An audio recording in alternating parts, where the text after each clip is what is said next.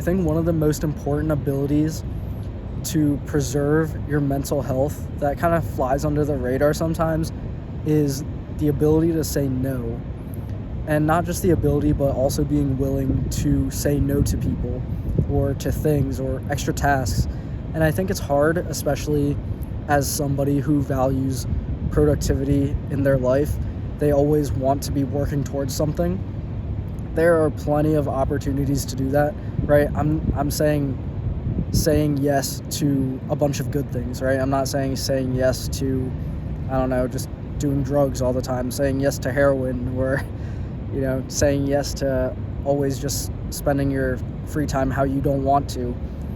But once you kind of cross that barrier, and I think a lot of it in the social sense, if we want to talk about the social sense for a quick second, because I kind of had to learn this lesson a couple years ago, it really just comes back to FOMO, right? The fear of missing out when it comes to the social setting.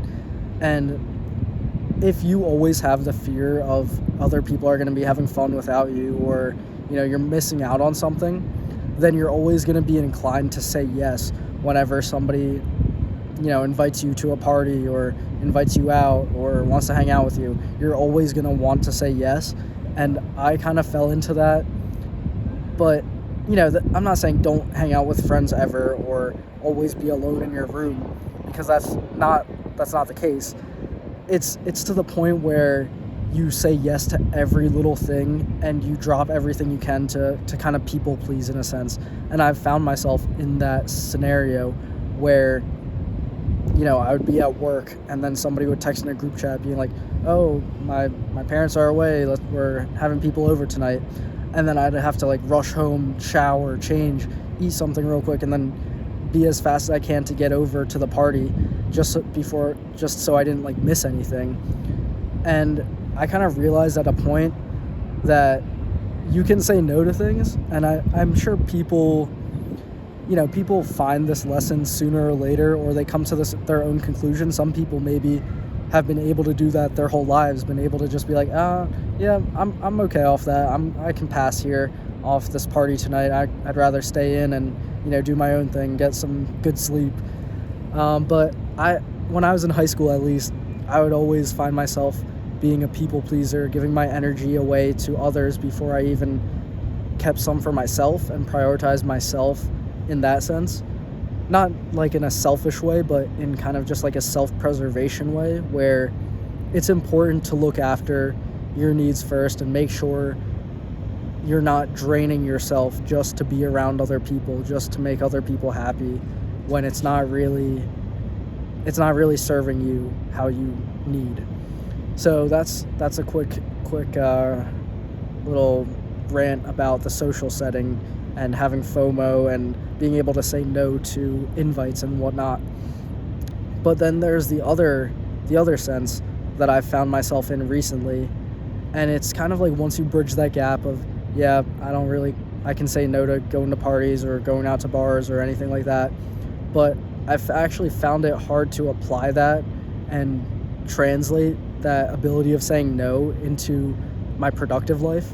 And that's kind of once you realize that, or once you get involved in college or just in your community or whatever, people always say to get super involved in college, and I think that's actually a great thing, because my extracurricular involvement has really led me to have some great opportunities, meeting people who have similar interests as me, who are just as driven and like-minded, and who are super high achievers, striving to be somewhere great with their lives. I've found those people by getting involved in clubs. So that's definitely just a great way of, spending your time in college if you find yourself at a place. And even in high school, if you're in high school and you're still, if you're not getting involved in clubs, try to stay after school as long as you can, doing things and surrounding yourself with people that might have common interests or that you just enjoy being spending time with. It doesn't have to always be maybe the math club or something like that. That's what I did in college. In high school, I did the mathletes just for fun, and it wasn't even I was super crazy at math. It was just because we were hanging out with friends, and it was kind of nothing you'd really take too seriously. That, get involved in sports, there are always driven people there. I don't know, you can, if you just surround yourself with people and involve yourself in different types of communities and clubs while you have the opportunity, you'll find that it's not so lonely of a life. I get that when you go home to your room and then you're by yourself, then it is kind of you're on your own, and then at that point you kind of have to be accepting of who you are and being comfortable with being alone. But it's not as lonely as you think if you just put yourself out there and get involved in things, especially when you have the opportunity to, in places like high school or college. Because once you're kind of out of that and you're in the real world with having a job and just living alone and stuff like that, it's not as easy to just find a community to get yourself involved with, especially with people that are of the same age as you. So I think it's really crucial and important to take advantage of these opportunities while we have them. And now, in addition to that, when we talk about getting involved with these different things, it's hard to say no sometimes in the pursuit of adding a bunch of these different things to your life. So when I'm talking about like joining clubs and stuff like that, I've joined a couple different clubs, but it's once you get involved with them, people expect you to take more leadership, right, and to take higher positions just because you've been around for so long and you know people. And if you've been a part of a community for a period of time, you do want to give back. You do have that sense of responsibility that you're like, hey, this club or this community has accepted me and has stuck by me for the past 3 years, so I want to kind of give back to this community who's given so much to me. And that's where I found myself in. And then you kind of spread your priorities around in different areas, spreading yourself pretty thin, and eventually something's got to give, right? If you're spending a lot of time, because a bunch of things takes time, working on your mental health, exercising, participating in clubs, doing schoolwork, getting good grades in school, having a relationship, these things take time, and we only have 24 hours in each day. So as nice as it would be to be able to say yes to everything and to spend an hour doing this and spend an hour doing that, and then spreading your attention all different types of places, it's like that analogy of the jack of all trades, where you're proficient in a bunch of different things but you're a master of none. And I don't know if that's necessarily the place you want to find yourself in, because sure, you are involved in so many different things, you have a ton of different interests, but you're not actually really good at any one of those things. You're just subpar, maybe at best, at a whole variety of different things. And it doesn't really have to relate to the corporate world of being specialized so you can have a job. It's more in the sense that you just have, at least this is coming from me and what I've experienced recently, is that when I'm not super good at a certain thing and I haven't been able to devote as much time as I wanted into getting good at something, whether that be being a leader in a club or spending time on my mental health, and I'm just half-assing a couple different things, I don't have the sense of fulfillment that I would if I was dedicating my all and putting 110% into the thing that I'm actively focusing on. And that's the position that I found myself in recently. Same thing, especially with YouTube and journaling.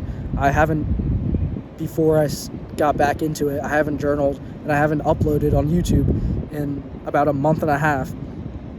And it's just because all these different things have been taking over in my life, and I'm partially to blame there because I was the one who said yes to taking on more tasks and putting more stuff on my plate. But that's just where it comes back to the crucial ability of being able to say no. and being able to pick and choose your priorities, because like I said, these things take time, and if you just add a whole bunch of things on your plate, you're not going to be able to spend the time necessary in your day to be able to keep up with certain things, right? If I say yes to being the president of a club and also exercising every day and also having classes for, I don't know, 3 or 4 hours per day, studying for tests and doing homework, when am I going to have time to upload on YouTube? Even if it does only take, say, 30 minutes to an hour of my day. Or when am I going to have time to sit down and read a book that actually will develop my mentality, or sit down and actually write in my journal for a substantial period of time to actually reflect and dig a little bit deeper than the surface level of, oh, this is what's right down in my journal, this is what's been happening in my day. That's the whole thing. The quality of the tasks and things that I'm involving myself in are greatly diminished when you allocate your brain power to a whole bunch of different tasks that spread your attention too thin. So that's kind of just something I guess I had to get off my chest, because I've learned the lesson before in social scenarios, at least, of being able to say no to going out to parties, and that's where I've gotten a lot of my time back, is by not really engaging myself in the party scene of college and devoting more time to extracurriculars, or playing basketball, or exercising, or hopefully my mental health and YouTube. So, that's kind of just, if I was out partying every weekend, Thursday night through Sunday night, or Thursday through Saturday night, there would be no shot I would have time to do anything else like journaling or, working on YouTube at all. So the fact that I'm able to cut out other things in my life has led me to be able to do some of the things that I do want to do. And I think you have to also translate that and apply that to your professional life as well. So yeah, I think that's kind of what I had to get out today. Thanks for watching. I'll see you next time. Remember to stay on target.